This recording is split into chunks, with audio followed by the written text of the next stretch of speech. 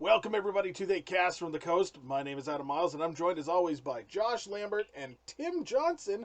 Unfortunately, Aaron Peerless could not be here with us tonight. He's off on a job tonight, but all good because the topic tonight, I don't know how much effects work we'd really get out of this because it's a classic one for sure, but it's not Classic. classic, but it's not exactly like, blood and guts and gore and shit. So it's all good. We do wish Aaron was here with us this episode, but he's off paying the bills.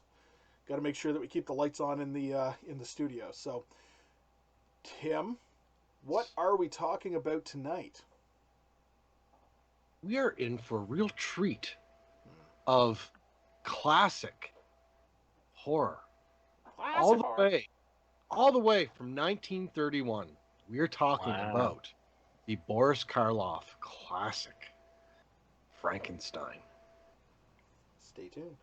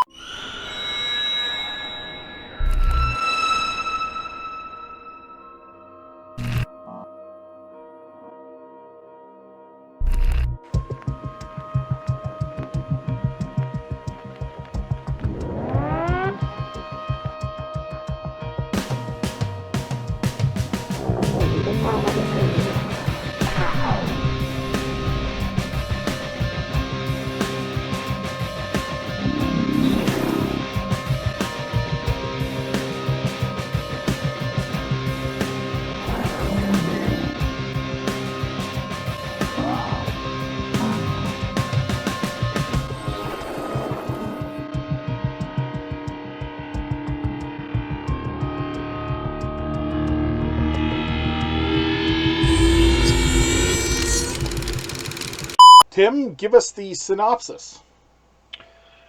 Well, Dr. Frankenstein dares to tamper with life and death by creating a human monster out of lifeless body parts. Oh, isn't he cute? Look at his little bolts. Look at his little bolts. Those little shoes. Those little feet. The Frankenstein in this movie the monster in this movie definitely did not have little feet.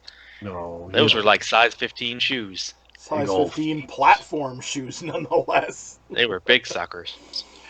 All right, so ladies and gentlemen, the classic Universal monster movie, Frankenstein, from 1931. Mm-hmm. This is a staple of the horror community, and we've decided to kind of take a little bit of a trip way back and start talking about some of these, throw some of these in. I think we'll do some more of these in the future because this was kind of a little bit of a romp. I would love to revisit a lot of these old Universal monster movies, and maybe we can get into doing Hammer films, but I'm getting ahead of myself. Maybe. I love talking about I'm super jazzed to talk about this movie. This was fun. It was different. Jazzed. It is. And I mean, at a time when, the industry was different, the way that films were made is obviously different. The movie kicks in only at an hour 10. 72 minutes. There you go. Which is great. I think all movies should be an hour 10. Just more of them at an hour 10 each is what you're saying, right? So, so it kicks in only at about an hour 10. And here we have the story of Frankenstein, the doctor, who, once again, as the synopsis said, creates his creature after he discovers the way to create life, as it were. Way to create life from nothing. A light wave. I forgot that Dr. Frankenstein's first name was Henry. Yeah, because you always think Victor. Yeah. Henry Frankenstein. Dr. Henry Frankenstein. Dr. Henry Frankenstein. And very commonly as well, one of the biggest things about this movie is that people always refer to the monster as Frankenstein. When in fact, that's a big... Well, when in fact he's never actually named in the movie whatsoever. He's just always referred to as the monster, the demon, the wretch. There's a couple things that he's referred to as just as the movie goes on.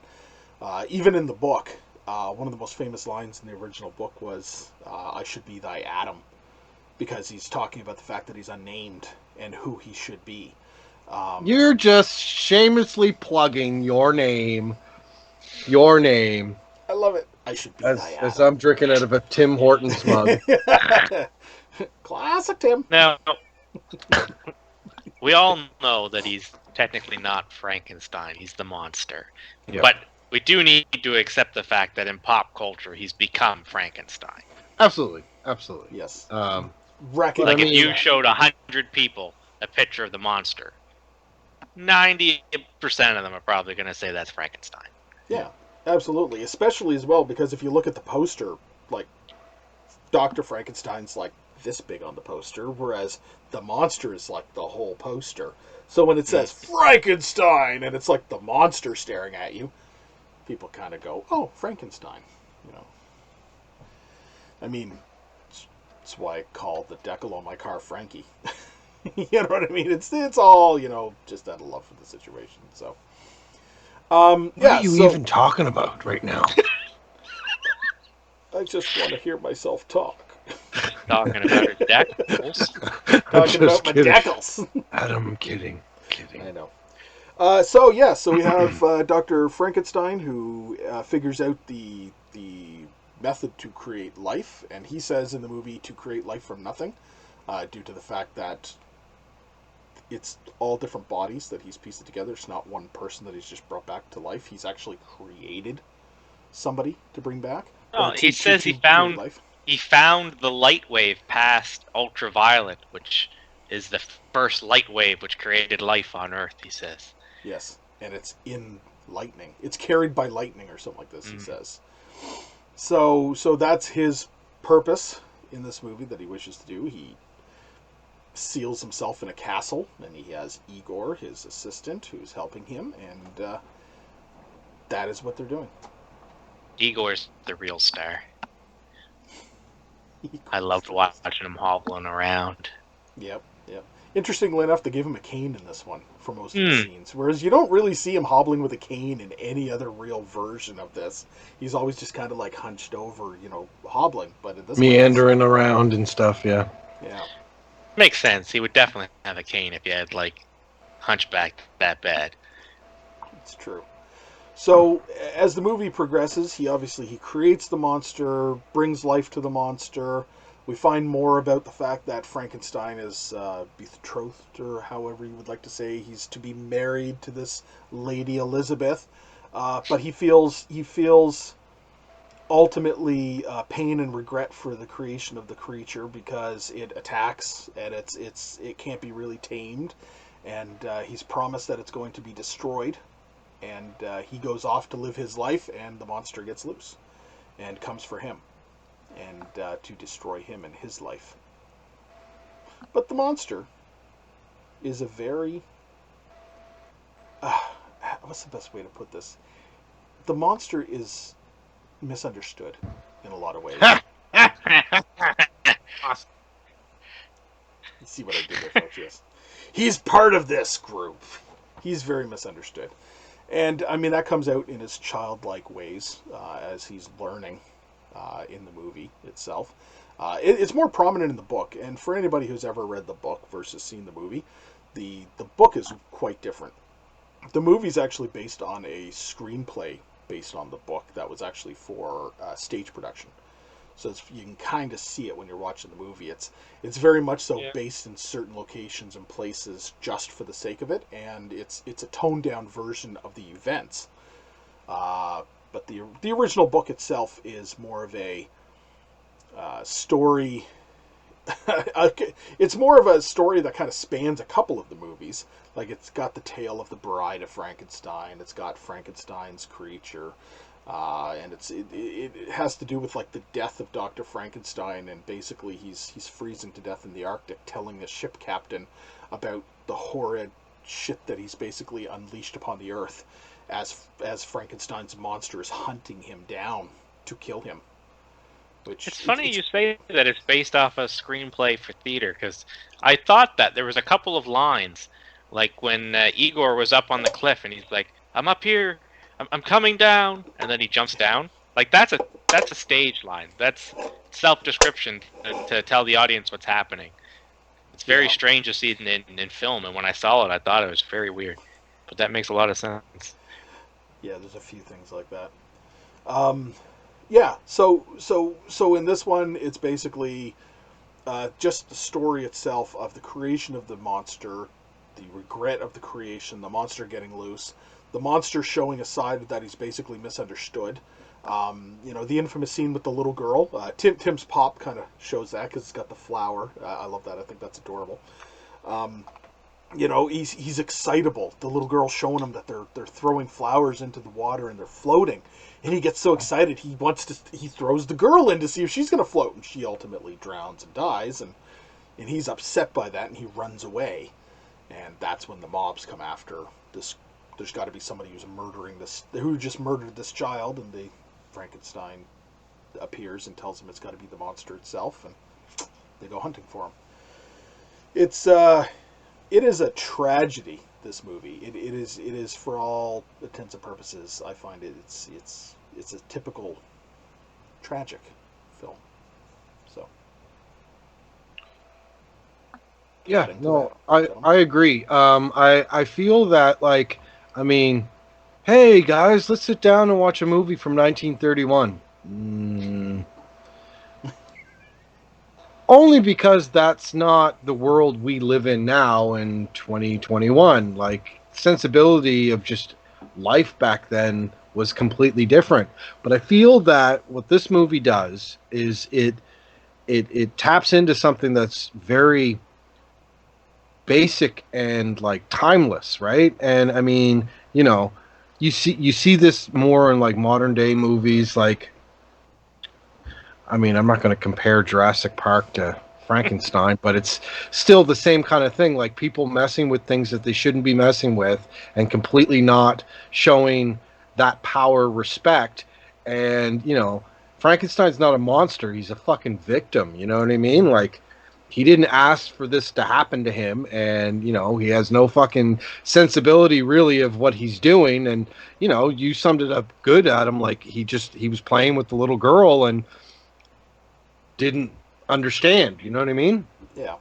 I don't know. I really, really dug this movie, this watching. I really did.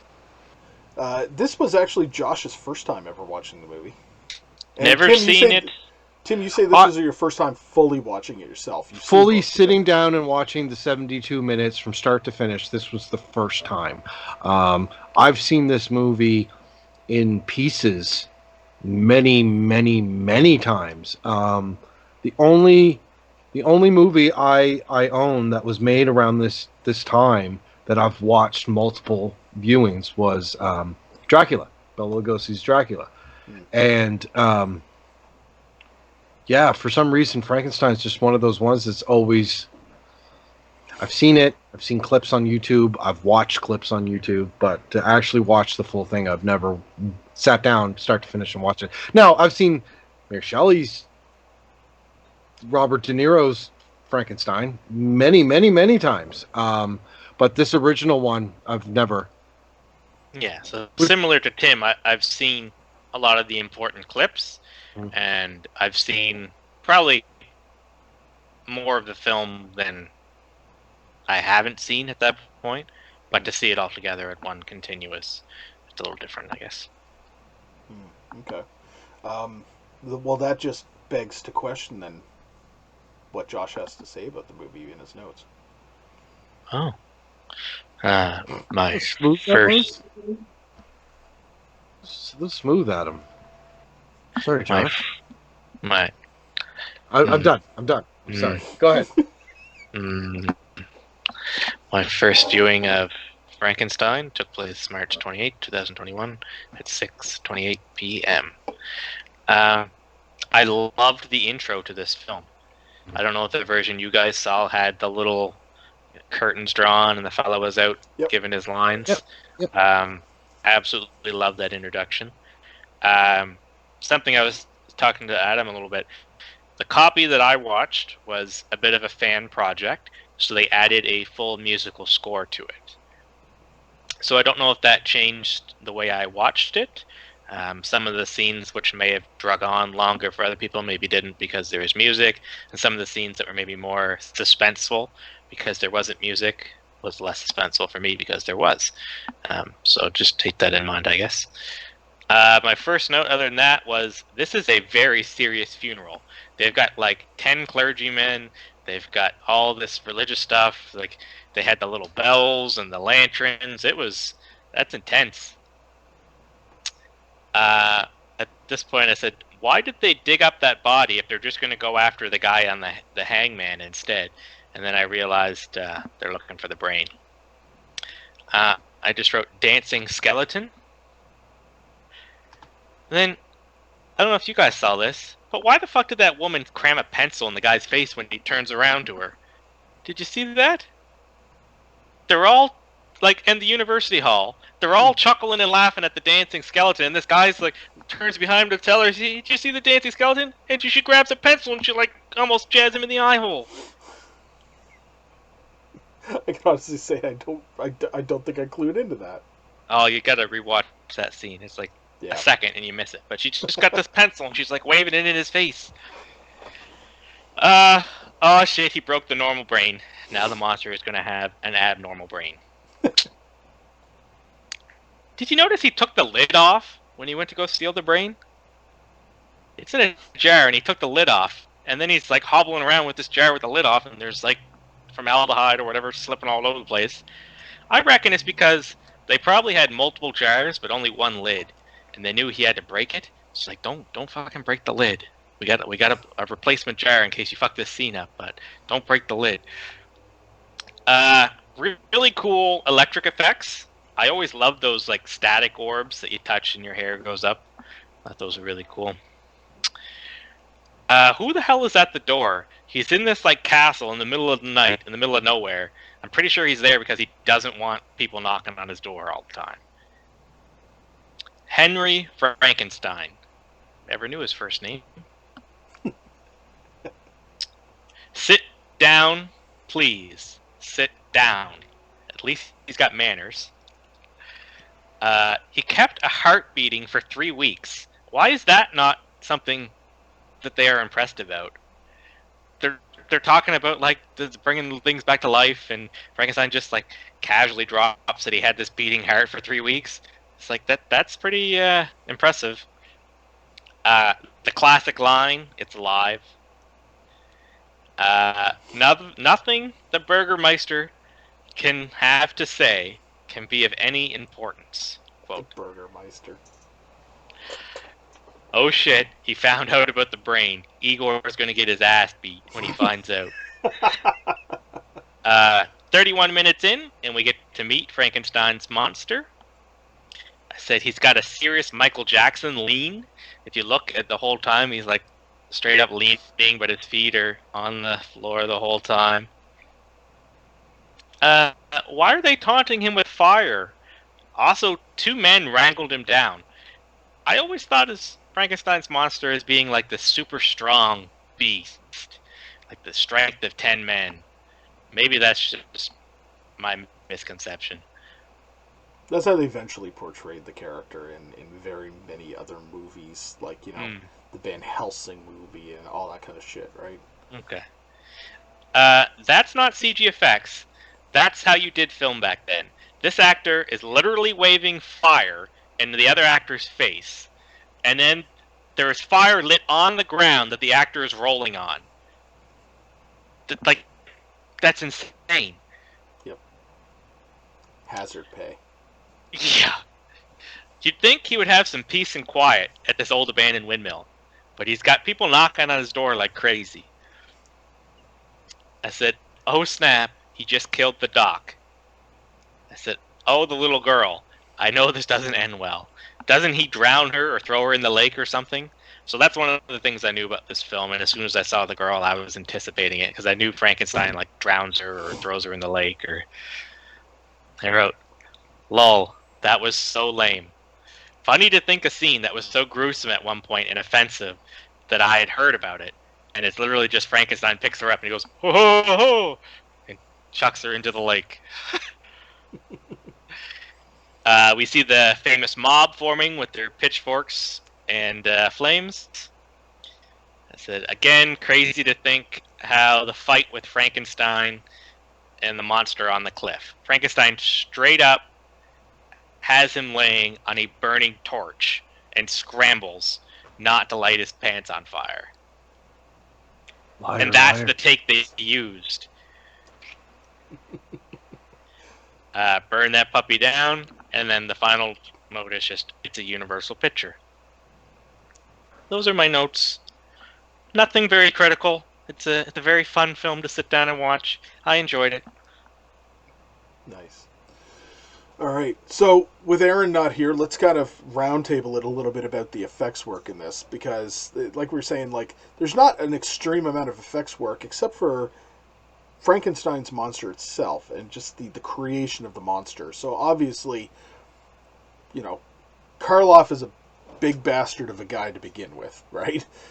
He's got big ass boots on, and the vast majority of what you actually see is like the headpiece, you know, with what's going on up here. This is iconic, and to be 100% honest, like no matter how often you look at it and you stare at it, it's not like you can see like this big line here where the head connects or anything, right? In my opinion, it's pretty fucking seamless how they actually created the headpiece for Frankenstein, especially for its day. Well, it almost looks like, I mean, because he has such an odd shaped head anyway, it's a headpiece and like they blended it around the eyebrows. Do you know what I mean? Like it's like, I don't know, like, I mean, you can't really pick apart that. It's iconic. It's iconic. Like, yeah, it's iconic. Absolutely. And the funny thing is too is that when they got to colorize a lot of this footage later on, we come to find out that the creature was actually dark, like deep green, just like the pop figure. That's why he's always portrayed green. So to get him to shine a particular way on this, on you know the film of the time, he was this interesting green color, and it really made him pop differently than the rest of the human characters. Other than that, you know, effects work. This movie had a large amount of matte paintings for backgrounds, which were beautifully hand done. Because, I mean, you didn't have printers at the time that could just, you know, or digital shit like what we got with The Mandalorian nowadays. So when you're looking at, like, this scale windmill that they fucking built on a set, and they've got this massive thing in the background, which is like clouds and shit, you know, it took people months to hand paint this shit. Like, it's incredible the extra work that they put into the effects on this. Yeah. I don't really have a lot else to say about the effects work. This movie's just beautiful in a lot of ways. Yeah. Timeless. Well, you got to think film was so different back then. Yeah. So nowadays you release a film and it's one of 1,000, maybe 10,000 that get released that year. This, you released a film and it's one of 10, 5. Yeah. Yeah. They put a lot of time and effort to make that movie. That movie came out. It was one of only a couple of production houses that were open in the United States at the time. And yeah, like you said, 5-10 movies a year. You know, that's what people spent their money on, was going to see these movies over and over again in the theater, because you couldn't see them otherwise. Until now. Yep. Yeah, like these films played so much in the theaters in that era, I would think. That's why it's hard to find original prints of these movies, if not damn near impossible, because they got run to run to shit. Like, they just, there's no way that they exist in any good condition nowadays. It's just not possible. So you have like VCR, VHS recording. You have copies of copies of copies that just degenerate over time. And like the local theater in the town that I grew up in, I was kind of friends, knew them, the owners, and they did vintage night, where they would rent the original film reels of movies and play them. So we saw like the original Ghostbuster film reel, the original Pulp Fiction film reel, and they're worn. Like, they're spots that the film goes, and it's that classic, you know, gray, brown kind of film scene. Yeah, it's same thing here in the town where I am right now. Like when I came here in my high school years, the local town, it was the same thing. They'd have like the good movies, like the new movies, come for the weekends, and then they'd have like a Wednesday night matinee where it'd be like $2 to get in, and let's go watch Jaws or Ghostbusters or whatever. Right? It was fun. It was fun to see those movies in that way.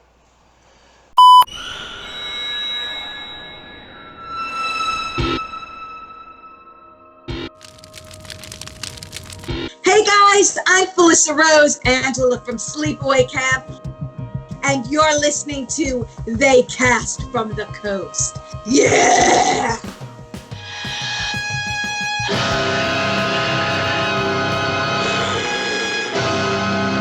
Tim? Yeah. Do you got any trivia for us? I got a bunch. Because it's trivia time with Tim! Yeah! Do you also have a fake trivia to sneak in and try and sneak us? I do. Yes! I I can't wait. Boy. do. It's one of my favorite movies of all time, so I hope I catch it. All right. So we'll start off with some Boris Karloff stuff. Because we were just talking about this. Boris Karloff makeup. So the makeup itself took 4 hours each day for Jack P. Pierce to apply this cumbersome costume. It weighed 48 pounds and was extremely uncomfortable in the heat of summer. Yeah. Wow. Yeah.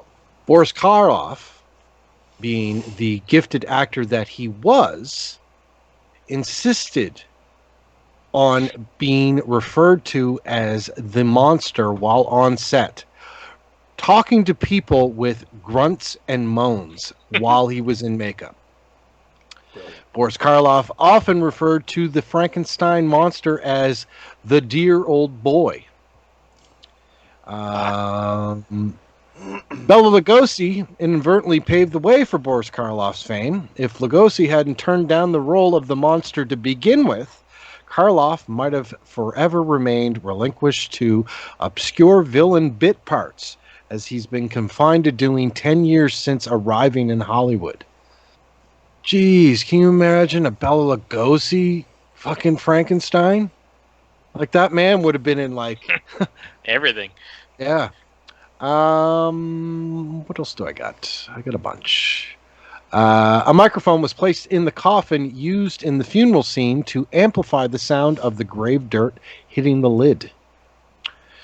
During the production, some concern that a 7-year-old girl, Marilyn Harris, who played Maria, the little girl thrown into the lake by the monster, would be overly frightened at the sight of Boris Karloff in costume and makeup. When it came time to shoot the scene,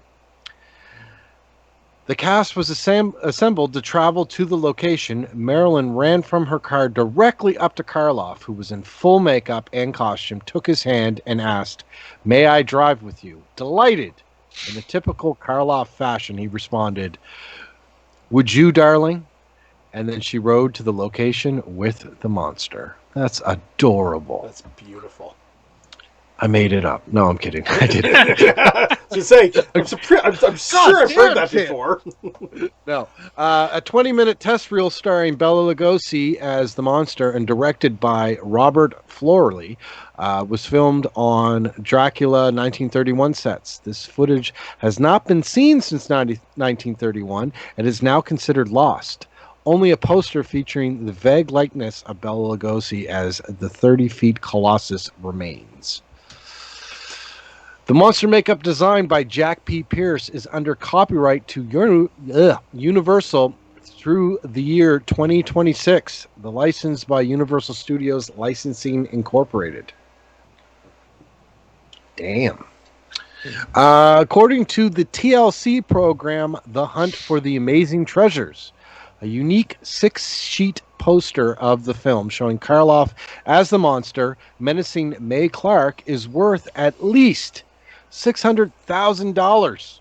And it's possibly the most valuable movie poster in the world. The only known original copy is owned by a private collector. Nice. Damn. First film to use the famous Castle Thunder sound effect. The popular image of Frankenstein's monster as green-skinned was sourced in this film. Jack P. Pierce applied grayish-green grease paint to the monster's skin that appeared as a deathly pale gray tone on film in black and white. This contrasts with the gray values of normal characters in the movie. One exception was used of a much darker color on the monster's exposed arm, representing dead black flesh prior to being brought to life. So basically, they were going for more of a zombie, dead, rotten flesh, gangrene, and all that stuff. The movie's line, "It's alive, it's alive," was voted the number 49th movie quote by the American Film Institute out of 100. Boris Karloff is considered a late bloomer in Hollywood. Frankenstein, 1931, premiered when he was 44 years old. Each one of Boris Karloff's shoes, get this, weighed 13 pounds each. Oh, shit. And the thick-soled boots of the monster are known as hot asphalt boots. They were used by men who had to work on hot asphalts on the roads. The soles are specifically designed to resist heat. Must be why they're so high up, too. Probably. The leading character of Mary Shelley's book, Dr. Victor Frankenstein, was renamed Henry because it was decided that Victor would sound too severe and unfriendly to American audiences at the time. Unfriendly. Victor Frankenstein sounds so much better. Child actress Marilyn Harris had done several takes of the drowning scene, none which turned out quite right. Although wet and tired, she agreed to do one last take of the scene, the one that appears in the finished film, after the director promised her that she could have anything she wanted if she would do it one more time. She asked for a dozen hard-boiled eggs, her favorite snack. Oh. He gave her 2 dozen. The DVD commentary for the film suggests that Harris wasn't actually even a good swimmer, quoting Harris saying that she only had a couple swimming lessons before filming, but never dived under the water before. I hope you made that up, because asking for a dozen eggs is gross. Well, it was 1931. They had gummy bears. Boris Karloff offered to remove his partial bridge work as part of the monster makeup process to create the sunken cheek look. This is what gets me. So, Mary Shelley was married at 16 years old and wrote this book at 18 to have it published when she was 20. Crazy. What have you guys done with your life? Oof.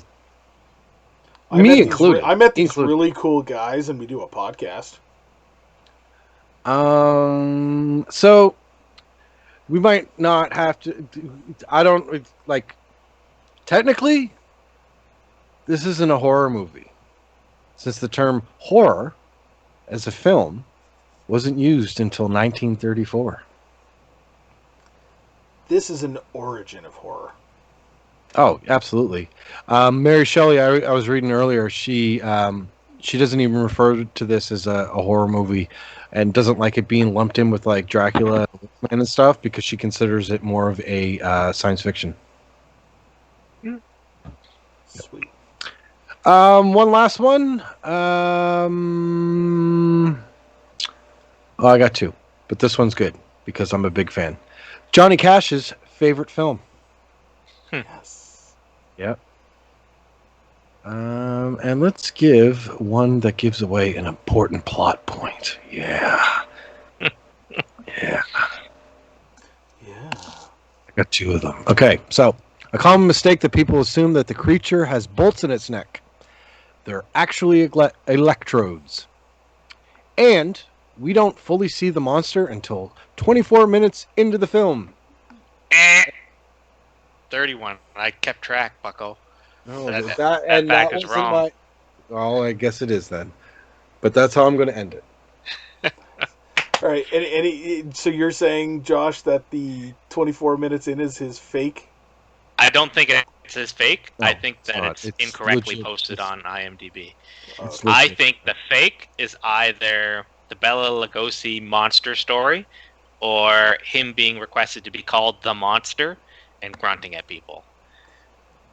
I'm gonna say something about DVD commentary because I'm pretty sure by the time that they started doing DVD commentary, nobody was fucking around that would have been able to really comment on this shit. Go ahead, You're Tim. both wrong. So what was the What? fake piece? No, the fake one was Bela Lugosi or Boris Karloff wanting to be referred to as the monster. Oh, Yeah. Josh kind of guessed. Good job, Josh. See, but how did you? Because he wasn't definitively called the monster. Like, that's something that pop culture made after, isn't it? Well, Because no, did you say that's that? that's Oh, what his that's legit. actually That's how what he's credited Yeah, as. he's credited as the monster. In the okay. opening credits, which was the way that movies were forever, like all the credits were at the beginning, it actually comes up says the monster, and it's got a big question mark too because they didn't want to reveal the actor's name when you sat down to watch the movie originally. It isn't until the ending version of the credits that we see the monster and Boris Karloff in the same credit. So he was always referred to as the monster. I even looked at the screen to make it look like I was reading because you called me out on that last time. That was good, though. It was good. Yeah, he just wasn't a method actor. I don't think he was grunting around in his makeup and leaning all over the place. Come on, I thought that was a good one. A Yeah, good it was fake It was a out. solid. very good It one. tricked Adam, and he knows the film way better than me. It was good. Well, I wouldn't have doubted it because Boris Karloff he seems like cool as fuck. Period. You know what I mean? Like he's got the voice. I mean, he did the Grinch Who Stole Christmas, the original cartoon, right? Like everybody knows that narration, right? And the story about the little girl wanting to drive with him and him being absolutely dapper about the situation. I remember hearing about that before too. So I wouldn't have doubted if at one point or another he had gotten into character that much, and that was part of what was people being afraid that the girl would be afraid of meeting with him.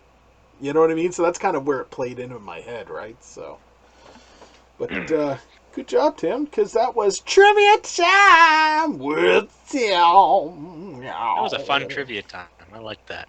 Did like you the notice? added- Did you notice the added oomph tonight? Like I did. I like It's it. good. It Yeah. gives us a reason to be invested in trivia time because you're trying to fool us. You're trying to trick us. you weren't fucking invested before. I was. I was Not always yet. invested in your fucking random thoughts that you would write down. Always. Just Always. saying. I'm just saying. Just saying. Oh man. Okay, Love gentlemen, you. it is time for us to have our thoughts on this movie and give it a rating. And in honor of the way that the night is going, I shall go first. Here we go, guys. Settle in. Settle in. It won't be that long, but long enough. Easy. Okay. I love this movie. This is one of the greatest movies ever made, in my opinion. This is an origin of horror. This is a movie with a creature that is iconic beyond years, to the point where I sat my kids down to watch this movie, and it is one of their favorite movies. Like they adore this. When I said I was watching this movie again, everybody went, "We're gonna watch it. Like we're gonna sit down and watch this as a family." Unfortunately, timing and everything else. Tabitha, my daughter, was the only one who got the chance to sit down and watch it with me. But she was, you couldn't like break her attention from the screen. She was just enthralled by the movie, and she's seen it multiple times already herself. The movie is timeless. Boris Karloff is amazing. The creature's iconic. The lines and the segments in this movie are great. I read the book a long time ago, and the book is good. Don't get me wrong. But it's almost like they couldn't make that movie at that time. So they went with the screenplay adaptation of the play, is what happened, essentially. And that's not necessarily a problem. As a theater junkie, I liked it. Yeah, absolutely. And it makes it kind of cool, too, because if somebody, adapts Frankenstein for, watching it in the theater, like you're gonna watch a stage production of it, you know what you're getting. And it's pretty cool that way. I have a tattoo of the monster that my son drew for me. I have him on my car. It's just this is my favorite of the Universal monsters, and it's the only one that I knew for years because I was enthralled by the idea of this victimized, misunderstood monster. It was a sympathetic creature, and I loved it. It wasn't until years later that I finished watching, kind of like what you guys say, you had that, you knew the movie, you watched clips of it, you pretty much watched the entire movie without sitting down and watching it. That's what it was like with me with all the other Universal monster movies, Dracula and everything else. Frankenstein was original for me. That's the shit. That was awesome. I could not, in any good conscience, do anything except for give this movie a pure X. This is top grade. Pure unadulterated X. Pure and unadulterated X. This movie sits literally in the top of everything for me. It's like Texas Chainsaw Massacre 1974, Frankenstein 1931. Beautiful. Whoa, Adam, brilliant. just calm down. Calm down. Don't tell me to calm down, Tim. Don't fucking tell me to calm down, Tim. He's excited. Leave him alone. He likes it. Calm down. Okay. I'm coming down. I give this movie an X. There's no reason anybody should never not see this movie. I thought you were going to say there's no reason no one else should give it X. But seriously, this is one of those ones. I hear from people a lot the excuse that, it's an old 1930s black and white. Who gives a shit? This movie's enthralling regardless. Watch it. Everybody owes it to themselves to at least sit down once in their life and watch this movie front to back. Tim. You want me to go next? I do. Well, Adam, I share many of the same sentiments as you. Many of them. This movie, what can you say? This movie's timeless. This movie's a classic. This movie is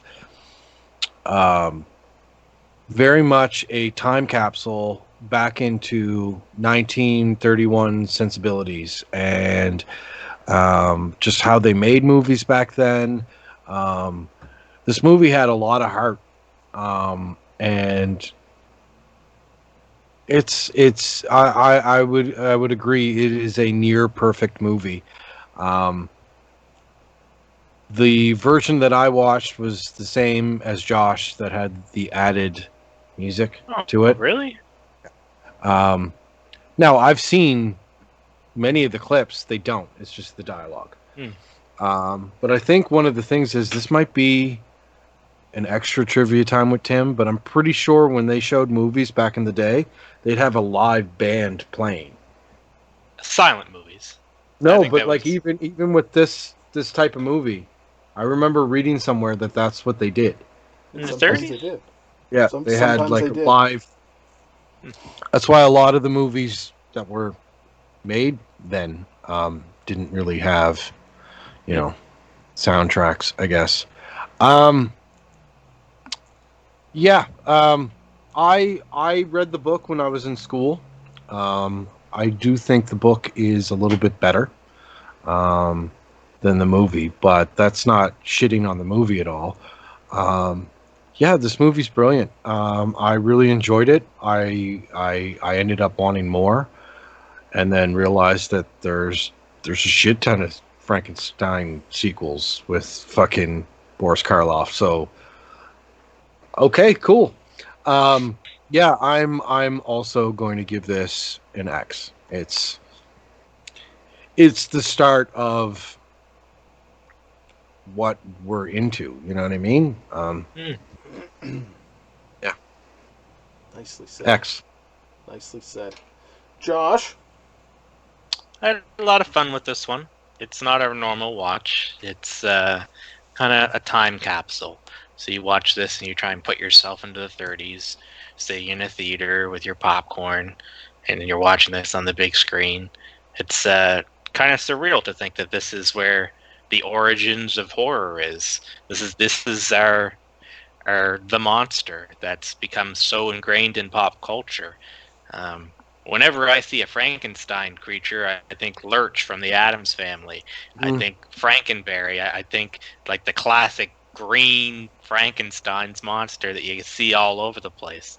It's branched out into something that is so beyond what the original novel and the original films could ever possibly think. In rating this, it's difficult because under normal circumstances, this isn't a film that would rate highly with me. It doesn't tick my boxes. But because it's such a classic, it's so ingrained in society, and it's such an origin film, I'm very much inclined to like you guys to rate it an X, based solely on the point of what became after it, what it kind of paved the way for. Is this film, if it was released today, would it get an X? No. Would it do very well at the box office? Probably not. It's not sexy. It's not gory. It's something different in and of itself. And I can understand them not wanting it to be labeled a horror film, because it's in no way what horror is today, or even in the 60s, or even in the 50s. It's something completely different. With that, I think I'll rate this an X with an asterisk, that it's kind of like grandfathered in. It's an amazing film, and it's an amazing part of cinema history. And I think we're all better for having watched it tonight. that was an amazing fucking, like, that was amazing. And I think we're all better for having watched this. I feel better that I listened to that. That was a beautiful way to put it, Josh. Yes. And anybody who watches this movie will feel better for having watched it, as according to Josh. True. So, awesome. 3 excellents. And I'm sure if Aaron was here, he'd probably say excellent as well, because, you know. He rated it an S for shit. He was telling me earlier he was going to rate it S for shit. He said he fucking hated it. He said it was garbage. All right. I guess I'm going to have words with Aaron. I'm just relaying the message, man. Aaron don't shoot the messenger. It's no phantasm. Aaron Pierce. It's no phantasm. No phantasm. Oh, man. What are you talking about, Aaron? It's Frankenstein. It's fucking it's Boris Karloff. No. It's no phantasm. No phantasm. He said Boris who? More like boring Isn't that Karloff. the guy that's with Natasha chasing Rocky and Bullwinkle? That Boris? More like boring Karloff.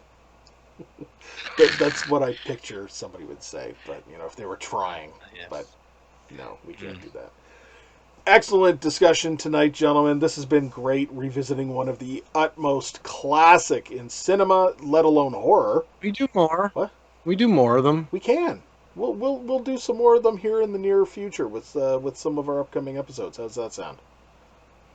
Week? What? Can we do it next week? Maybe not next week. I think we got something else coming out next week that... Can we do it the week after? Yeah, let's do it the week after. We'll do it the week after. All right. He's really excited about He is excited about this. Let's get through the Universal movies. Come on, man. Like, look, I love talking about Michael Myers and Leatherface and Jason until I'm blue in the face, okay? That's my horror.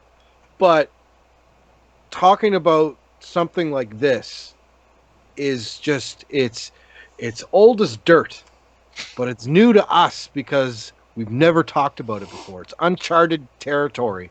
And if I guarantee a lot of these Josh has never watched. No. Because Josh doesn't watch new normal movies. Yeah, I don't watch nothing. I just watch House 2 on repeat. Okay. Yeah. I mean, but then again... One of his million copies of Evil Dead. These Universal horror monster movies did the best thing since Betty White. She was born in 1928. Betty White. Which is before sliced bread, in case you're wondering. Exactly. Which is my favorite Betty White quote. Yes. The sliced bread, the best thing since Betty White. That's right. Yeah, best thing since sliced bread. Betty White outdates sliced bread by like 3 years.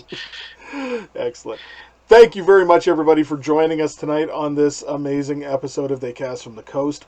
Please check us out on all the social media platforms, but specifically, let's talk about Facebook for a second. Misunderstood Art Company. Like, share, and subscribe. We're also on YouTube. Misunderstood Art Company. Like, share, and subscribe. Let everybody know that we are out there and that you enjoy the shows. Tell it on the mountain. Tell it on the mountain. There we go. We're also putting out... Get on your soapbox and talk. We also put out podcasting versions of this every week on all the major platforms, including, but not limited to, Google Play, iTunes, Spotify, Amazon Music, etc. We're also on Patreon. Open up your hearts and your wallets.